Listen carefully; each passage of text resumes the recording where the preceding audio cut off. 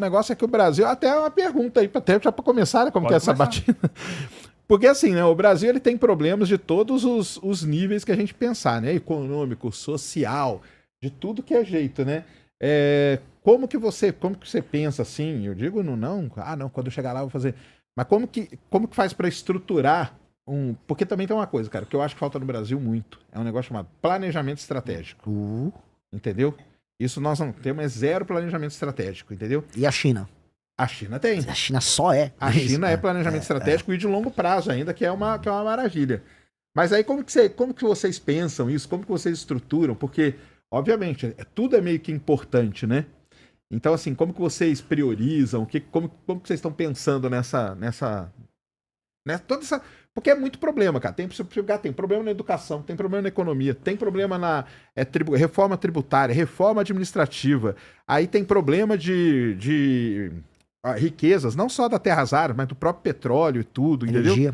Energia. Então, como que vocês priorizam isso? Ou como que vocês tentam bolar esse planejamento aí? Ou seja, essa é a pergunta de $1 trilhão, né? Porque, como é que eu coloco...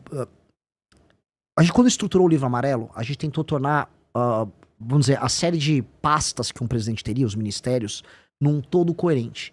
As coisas têm que conversar entre si. Então, o seu planejamento para educação tem que ter a ver também com o seu planejamento sobre desenvolvimento econômico, novas tecnologias. Assim como a parte de segurança pública tem tudo a ver com habitação. A parte de desenvolvimento regional tem tudo a ver com reforma política. E para a gente conseguir estruturar, e hoje eu ir nas entrevistas e explicar, ok, nós temos um plano, demorou, e mesmo assim, eu faço lives diariamente, converso com pessoas que manjam dos assuntos que importam em termos de economia, e mesmo assim, você estruturar no todo coerente é muito difícil. E eu acho que hoje a gente tem um caminho. O caminho que eu digo é entender o que é, onde eu quero chegar e de onde eu tenho que começar. Onde eu tenho que chegar eu sempre olho assim, perspectiva, daqui 30 anos, qual é o Brasil que eu quero ter?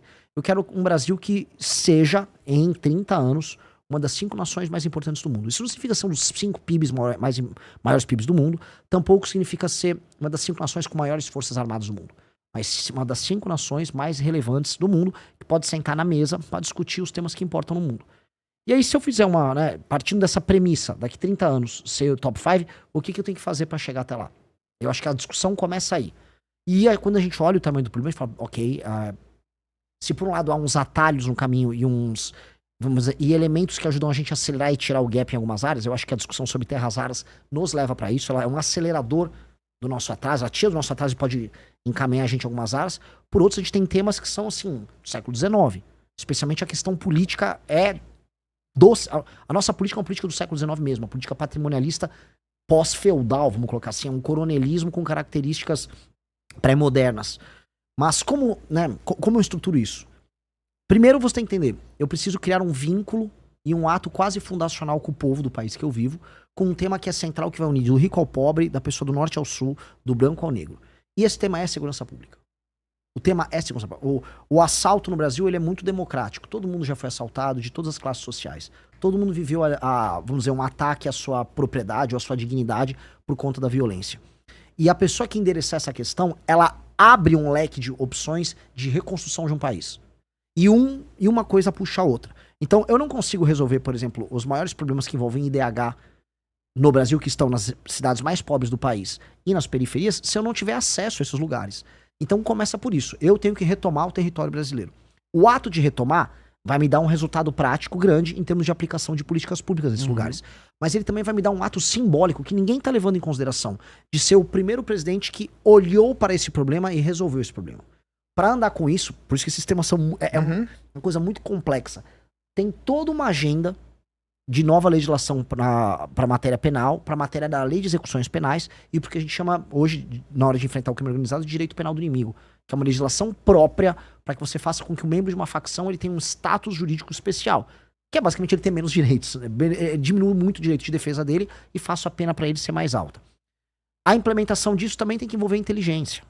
Então eu preciso da Polícia Federal atuando junto com o AF, eu vou precisar, por exemplo, para não deixar a droga entrar pelo Mato Grosso do Sul, eu vou precisar da FAB atuando ali, eu vou precisar de drone também, vou precisar de monitoramento, e assim que essa droga que entrou, ela vai passar para o Mato Grosso do Sul, ela vai passar para o interior de São Paulo, eu tenho que ter inteligência para pegar uma empresa americana que coloca cocaína dentro de um container de café porque tem uma densidade similar e ela vai parar no porto sem ser detectada.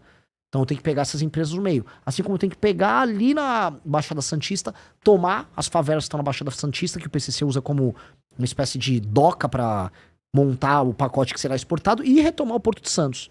Todas essas ações são ações integradas que o presidente da República tem que ter só para começar a endereçar o enfrentamento ao crime organizado. E isso vai me abrir uma série de possibilidades em termos de popularidade para, enquanto presidente da República, eu responder às outras reformas que vão precisar ser feitas já com uma legitimidade, que é um presidente que precisa entregar coisas, e entregar aí, para falar, vamos dizer, de maneira prática de uma outra área, a outra coisa mais premente, que é também urgente, que é uma reforma fiscal para ontem, que é as contas públicas no Brasil estão estourando, a relação dívida-PIB, ela tá subindo, a gente está indo para uma questão de insolvência e incapacidade de renegociar as próprias dívidas, dado que essa relação dívida-PIB está estourando, e alguém vai precisar fazer uma reforma fiscal focada em despesa colossal. Seremos nós a fazer isso. E quando eu falo aqui, eu deixo aqui, se irão sabatear os outros pré-candidatos a presidente, jogue um desafio para eles. Se eles falarem, eu tenho uma agenda fiscal também arrojada igual a do Renan tem, o Kim Kataguiri protocolou a PEC com essa reforma fiscal, ou seja, o projeto já está lá no Congresso Nacional. Pede para eles endossarem, coletar a assinatura pelos partidos deles, porque nós precisamos e essa PEC faz as desindexações, desvinculações, mexe com os privilégios, mexe também com renúncias fiscais zilhardárias que existem para inúmeros setores no Brasil. E aí a gente anda com a questão econômica que vai me permitir reduzir os juros. Reduzindo os juros, eu também reduzo os gastos do governo, porque no fundo a rolagem da dívida é ligada a isso, e me permite ter espaço discricionário para investimento. Que aí eu posso discutir coisas legais com o Serjão, pro Serjão não querer pegar o avião e ir embora. E no fundo é isso. Um país que não tem capacidade de investir é um país que não tem capacidade de imaginar e sonhar coisas diferentes. Não adianta, que adianta falar, eu vou fazer foguete, tá? Tem dinheiro para fazer uma estrada ligando Alcântara com seus quilombolas a algum lugar? Não tem. Não tem dinheiro para nada. Não há. E o pouco que tem ainda é emenda de deputado que gasta com besteira, para colocar aqui. Então, essas duas coisas, segurança pública e uma reforma fiscal, vão me permitir ter um colchão de credibilidade e entrada de dólares no Brasil e uma calmaria do ponto de vista econômico, enquanto eu retomo uma dignidade para nós. Isso é base. Isso seria, vamos dizer, a base que eu preciso para começar. Você acha que seria o quê? Tipo, no planejamento de vocês é o quê? Os 2 primeiros anos? É o quê? Quanto tempo vocês? Não, a reforma fiscal eu preciso fazer antes de eu assumir, na transição. Entendi. Existe todo o presidente, ele passa uma PEC de transição. O Lula passou. Eu preciso passar a PEC que o Kim protocolou na transição. Entendi. Eu tenho que gastar capital político. Porque aí você já entra votando ela, é isso? Eu já entro com ela votada. Tá. Eu tenho que botar na transição. Então eu tenho que usar toda a credibilidade de uma vitória eleitoral para passar essa PEC fiscal. E aí, a curva, né, a expectativa de juros no Brasil ser decrescente, dinheiro entra e a gente começa a reverter a expectativa negativa na economia brasileira. E aí as pessoas começarem a imaginar, dá pra ter investimento de longo prazo aqui. E ao mesmo tempo, aí eu iniciar meu enfrentamento ao crime organizado, que vai me gerar uma legitimidade e ao mesmo tempo uma retomada dessas áreas.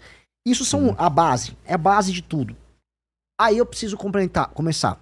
Primeira derivada da área econômica. Eu preciso ter uma reforma de competitividade. E o que é reforma de competitividade? Eu faço um primeiro ano.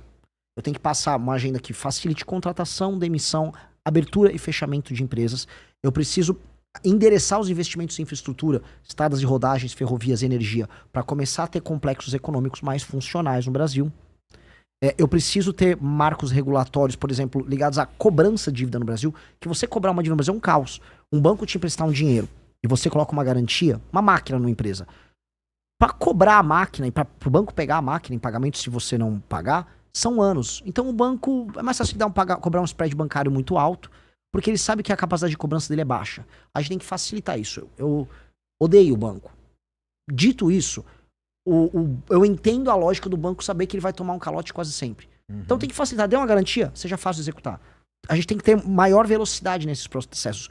Tudo isso facilita fazer negócio. E tudo isso facilita com que um gringo venha para cá instalar uma fábrica, ou que um brasileiro tire o dinheiro dele da renda fixa, um empresário, e comece a investir em negócios aqui.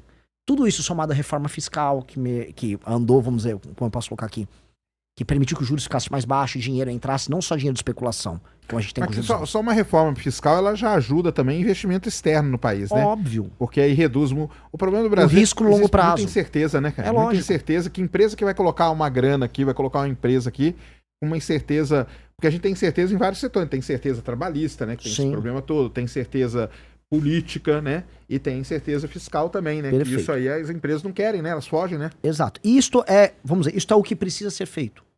Então eu tô falando aqui do primeiro ano, uma agenda fiscal, um enfrentamento ao crime organizado e uma agenda de competitividade. Porque eu endereço a questão econômica brasileira para o médio prazo.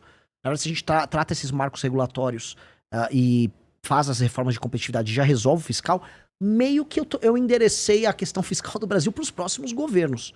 Isso precisa ser feito. A gente precisa dar um marco, igual a gente falou do Plano Real. O Plano Real, querendo ou não, entrou PT, entrou Bolsonaro, entrou Temer. Todo mundo manteve o Plano Real. A política monetária pode ter sido infeliz em alguns momentos, mas o Plano Real foi mantido. A gente não vive aquele momento que a gente estava descrevendo no começo da live. Então nós temos que ter um marco fiscal que será mantido no long run. E é isso que nós queremos fazer. Esse é o nosso Plano Real para a gente andar com esse assunto que não deveria ser polêmica.